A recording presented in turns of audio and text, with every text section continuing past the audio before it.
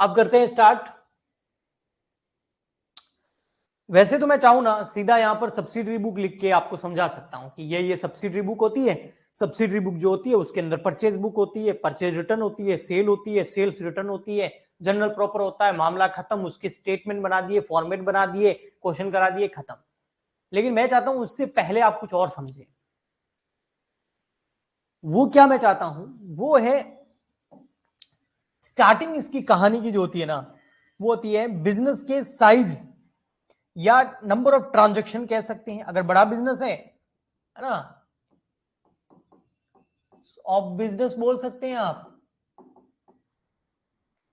या फिर आप बोल सकते हैं ट्रांजैक्शंस, नंबर ऑफ ट्रांजैक्शंस जो बिजनेस के अंदर होते हैं। तो इस पूरे को हम समझें तो दो पार्ट में समझ सकते हैं ना। तो दो तरह के बिजनेस आते हैं हमारे पास, या दो तरह के ट्रांजैक्शंस हो सकते हैं किसी बिजनेस के अंदर। एक होते हैं स्मॉल बिजनेसेस, छोटे बिजनेसेस होते हैं, स्मॉल बिजनेसेस बोलते हैं। जो स्मॉल बिजनेसेस होते हैं ना इसमें नंबर ऑफ ट्रांजैक्शन क्या होते हैं, कम होते हैं, है ना। नंबर ऑफ ट्रांजैक्शंस, व्यवहार, सेल परचेज उतना नहीं होता है, बड़ी मात्रा में नहीं होता। कुछ एक डिस्ट्रिक्ट एक एरिया को वो कवर कर सकता है, ठीक है। तो स्मॉल बिजनेस में जो ट्रांजैक्शंस होते हैं उसके नंबर क्या होते हैं, कम होते हैं। तो less number of transactions,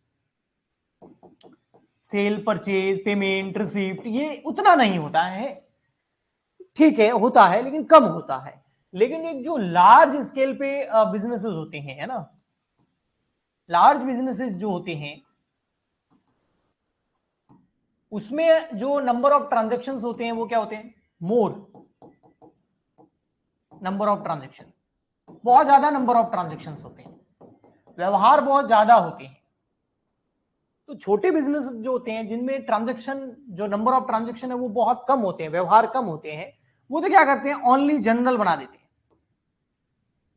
only general का फॉर्मेट बना देते हैं। देखा ना आपने ये वाला जो हम कर रहे हैं इतने दिन से, यानी कि एक डेट का कॉलम आ गया, पर्टिकुलर आ गया, एलएफ आ गया, डेबिट आ गया, क्रेडिट आ गया, और इसके अंदर जनरल एंट्री कर दी जाती है एवरी ट्रांजैक्शन की, हर व्यवहार की, सभी प्रकार के नेचर के ट्रांजैक्शन। चाहे आप एसेट परचेज कर रहे हो इसमें, गुड्स परचेज कर रहे हो इसमें, गुड्स सेल कर रहे हो इसमें, एक्सपेंसेस इसमें, रेंट इसमें, सैलरी इसमें, कैश रिसीव्ड इसमें, कैश पेड इसमें, सारे ट्रांजैक्शन यही जनरल के अंदर कर दिए जाते हैं छोटे बिजनेसेस के अंदर, जिसमें नंबर ऑफ ट्रांजैक्शन ज्यादा नहीं होते, ज्यादा व्यवहार नहीं होते। लेकिन जो लार्ज स्केल के बिजनेसेस होते हैं जिसमें ट्रांजैक्शन, नंबर ऑफ ट्रांजैक्शन बहुत ज्यादा होते हैं, तो उनमें क्या करना होता है, अगर आप ओनली जनरल रखोगे ना तो बड़ी विडंबना हो जाएगी। जैसे हमने देखे अभी क्वेश्चंस किए तो इसमें ट्रांजैक्शन कितने होते हैं, 30 या 35 एक महीने के, ज्यादा से ज्यादा 50 ट्रांजैक्शन, तो 50 जनरल एंट्री करना कोई बड़ी बात नहीं है, आराम से हम 50 एंट्री कर सकते हैं, 50 जनरल एंट्रीज हम आराम से कर सकते हैं, क्योंकि बिजनेस छोटा है तो ट्रांजैक्शन भी कम है। तो एक जनरल का फॉर्मेट बना दिया, ज्यादा से ज्यादा 2-3 पेज में वो एंट्री हो जाती थी। लेकिन जो बिग स्केल का बिजनेस होता है, बड़े व्यापार होते हैं, उसमें ट्रांजैक्शंस बहुत ज्यादा होते हैं, एक मिनट के अंदर 50 ट्रांजैक्शन हो जाते हैं, एक दिन के अंदर हो सकता है हजारों ट्रांजैक्शन हो, एक महीने के अंदर हो सकता है हजारों लाखों ट्रांजैक्शन हो। तो क्या आप हजारों लाखों जनरल एंट्री बैठ के बनाएंगे? तो ऐसा काम बहुत ज्यादा लेंदी और बहुत ज्यादा कॉम्प्लिकेटेड नहीं हो जाएगा, बहुत ज्यादा नीरस नहीं हो जाएगा, बहुत ज्यादा बेकार नहीं हो जाएगा? प्रेजेंटेशन कैसा होगा आपका कि आप लाखों जनरल एंट्री कर रहे हो किसी जनरल को बना करके? नहीं। तो इसीलिए यहां पर क्या किया जाता है, सब्सिडरी बुक्स रखी जाती है। क्या रखी जाती है? सब्सिडरी बुक्स यहां पर रखी जाती है, फिर subsidiary books.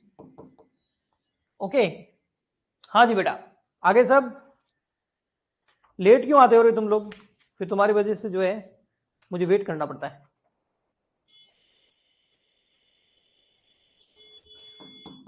Dairy books Hindi में बोलते हैं, वही देख रहा था, सहायक पुस्तकें, सहायक पुस्तकें,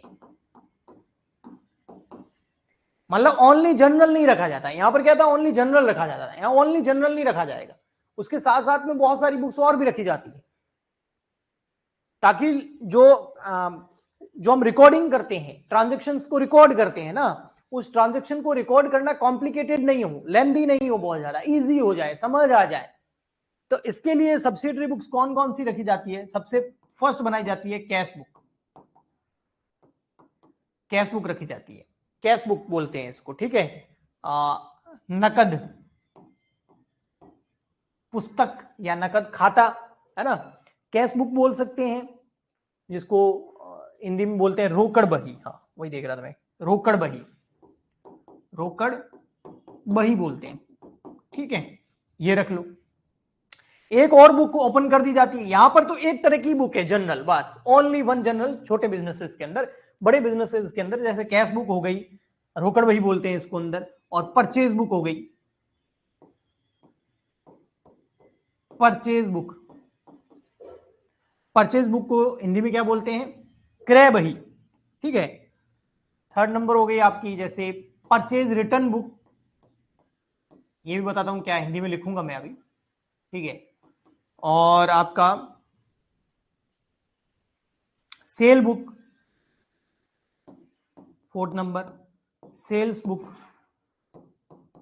cell return book, sales return book, और जनरल प्रॉपर, जनरल प्रॉपर।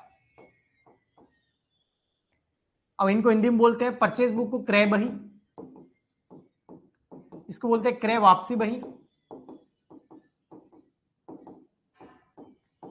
ठीक है। सेल बुक को बोलते हैं विक्रय बही, विक्रय वापसी बही, विक्रय वापसी बही। जनरल प्रॉपर को जनरल प्रॉपर, ठीक है, जनरल रोजनामचा या जनरल प्रॉपर, जनरल प्रॉपर को शायद जनरल प्रॉपर ही बोलते हैं हिंदी में, और भी मैं देख लेता हूं ताकि हमारा गलत नहीं हो।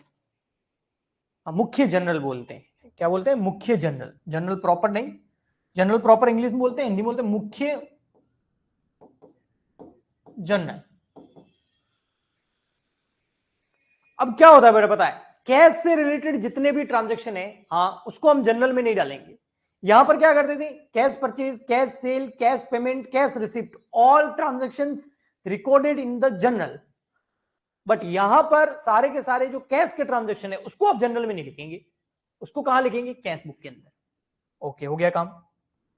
फिर परचेज से रिलेटेड जितने भी ट्रांजैक्शन है, लेकिन कौन सी परचेज वो मैं जरूर बताऊंगा, वो है आपकी परचेज कौन सी, हम गुड्स भी परचेज करते हैं, हम एसेट्स भी परचेज करते हैं, तो सबसे पहले गुड्स की बात चल रही है।